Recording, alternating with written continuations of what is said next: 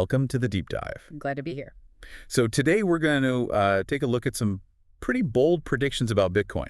Right, the future value stuff, that $1 million mark keeps popping up. Exactly. We've got insights from, Binance co-founder CZ, among others. And the idea is to sort of unpack the reasoning, right? Not just stare at the numbers. Yeah, figure out the why behind it and what it might mean if you're trying to, understand digital assets. Makes sense. Understanding the thinking is key. Okay, so let's jump right in with CZ.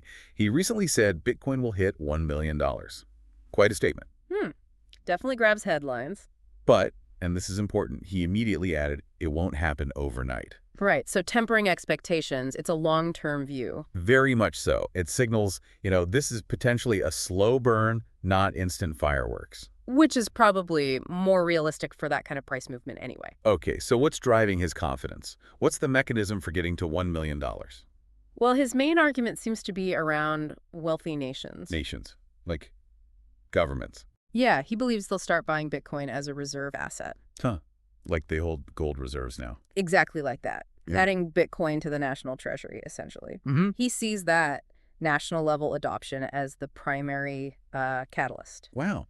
Okay, so if a country decided to do that, what would, practically need to happen first? Oh, that's a big question. You'd need probably clear rules, regulations around it. Right, the legal framework. Definitely. And then super secure ways for a nation to hold it. Custody solutions on a massive scale. Gotcha. Plus just the strategic decision to, diversify away from traditional assets. And if one big nation does it, Others might follow. A domino effect. could be it sends a powerful signal, drives demand, maybe squeezes the available supply. Interesting. And, it's not just CZ thinking long-term and big. No, there are other prominent voices with similar long-term bullish views. Like Jack Dorsey. He's talked about Bitcoin reaching a $20 trillion market cap by 2030. Yeah, that's enormous. That suggests it becoming really deeply embedded in the financial system. More than just an investment, used day to day. Potentially, or at least held much more widely by institutions, maybe individuals too. A $20 trillion cap implies a real fundamental change. And then there's Kathy Wood at ARK Invest. Right. ARK's known for those disruptive tech forecasts. Her target is even more specific, $1.5 million per Bitcoin, also by the end of this decade. Their view probably leans heavily on Bitcoin as a primary store value.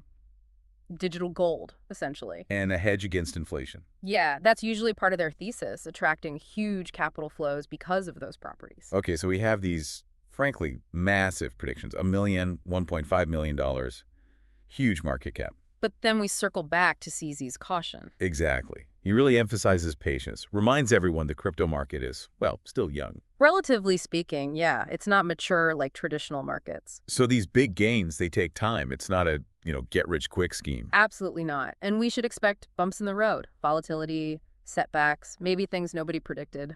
That dose of realism feels necessary. It grounds the discussion, I think. Balances out the sheer excitement of those numbers. So, bringing back to someone listening. Yeah. Why track these predictions, even if they aren't investing? Well, it's about understanding potential shifts, in the whole financial landscape. Seeing where things could be heading? Exactly. Digital assets are becoming a bigger part of the conversation.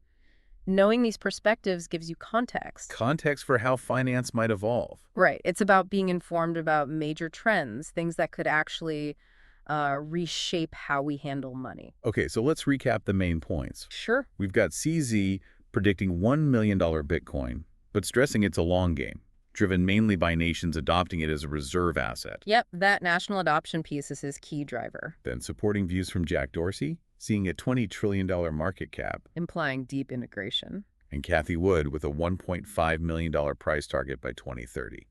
Based on its role as a store of value and inflation hedge. But always with that caveat, market's young, be patient. Crucially, yeah. These aren't guarantees, they're projections based on certain assumptions playing out. Adoption, tech, its role in the economy. Right. So here's a final thought to leave folks with. Okay. What if CZ is right? Yeah. What if several major countries do start holding Bitcoin as a significant reserve asset? What would that actually do to the global financial system as we know it?